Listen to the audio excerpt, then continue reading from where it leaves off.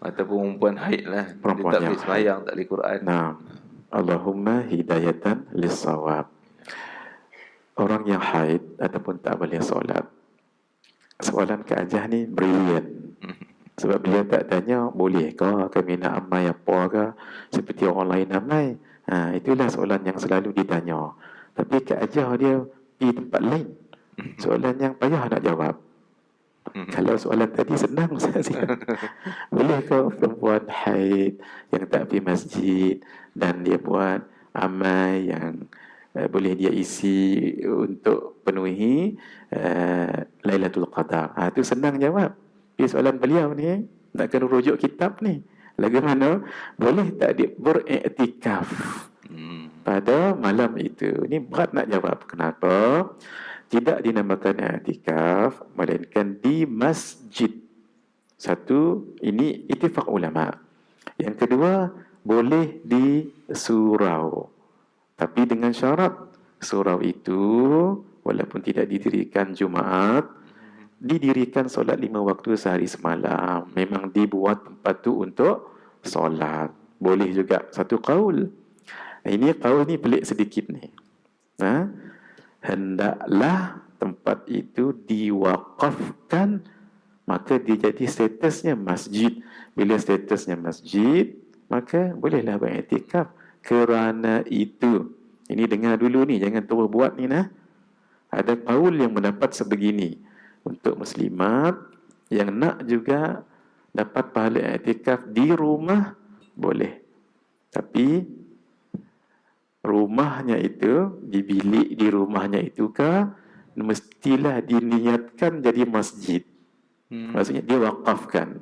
Bila wakafkan, bolehlah dia iktikaf di situ. Tapi orang yang haid tetap tak boleh juga sebab dia sudah jadi hukum masjid. Tapi jaga, bila sudah diwakafkan, sebab tadi nak duduk di situ, rumah tu kalau nak jual, hak lain boleh jual. Itu tak boleh. Itu tak boleh. Sebab itu miliknya apa? Miliknya orang ramai. Pasal diwakafkan jadi masjid. Itu saya sebut tadi ni. Dengar dulu, hadam dulu pandangan ini. Kalau sanggup buat, sila. Jual hak lain, hak tu tak. Siapa nak beli? Itu nak.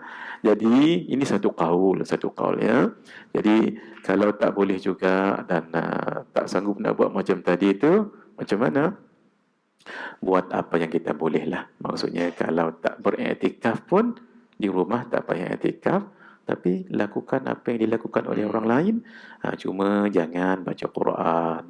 Kalau kita amalkan Ratibul Haddad, Al-Aitrus, Hizbun Nawawi contohnya, boleh. Tapi ketika sampai ayat tadi ke sana, suratul Fatihah, kita niat zikrullah. Jangan niat tilawah, jangan niat qiraah. Mudah saja. Macam mana niatnya? Ya Allah, saya setiap malam tak pernah saya miss Ratibul Haddad. Maka walaupun saya uzur lagu ni saya nak baca juga. Gitu. Jadi apa yang dibuat oleh orang lain boleh kita buat. Cuma Quran jangan. Sebab memang pendapat kuat dalam mazhab tak boleh perempuan baca Al-Quran. Yang boleh tu ada satu qaul, tapi qaul dhaif. Tapi kita tak payah pegang yang itulah. Maksudnya tak baca Quran. Banyak lagi kan ratib, ada Hizbun Nawawi, Hizbul Izzah, Al-Attas, walaupun kita baca siang, banyak lagi boleh kita amalkan. Dan amalkan yang lain-lain. Subhanallah, salawat. Dan kita gandakan kan Ustaz Azian di belakang tu dalam Al-Wirdul Latif, Subhanallah adadama khalaqa fis sama, Subhanallah adadama khalaqa fil ard, yang dulu pernah kita sebut cara menggandakan amalan tu. Ingat lagi Mak Ajah, Kak Ajah ingat lagi, buat muqaddimah dulu. Allahumma inni uqaddimu ilaika bayna yaday kulli nafasin wa lamhatin wa tarfatin yatrifu biha ahlus samawati wa ahlul ard wa kulli syai'in huwa fi ilmika kainun aw qad kana uqaddimu ilaika bayna yaday dhalika kulli. Bacalah subhanallah alhamdulillah seterusnya. Dan di belakang tu adada khalqihi wa ridha nafsihi wa zinata arshihi wa midada kalimati. Itu ulama bagi faedah bagaimana nak menggandakan amalan. Dahlah ganda Lailatul Qadar. Ganda adada khalqihi pula. Ini Allah Ar-Rahman Ar-Rahman. Rahman Allah tu tidak bertepi. Sebab itu Raha Mim Alif Nun. Rahman. Rahim Raha Ya Mim.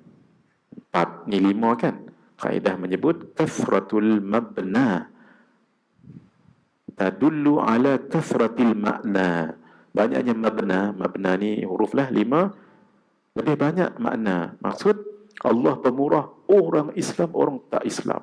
Allah pemurah orang beriman, orang asi. Allah berrahman pada orang beramal, tak beramal ni. Itu rahman Allah tadi tu. Dengan digandakan begitu pun dapat juga ganjarannya.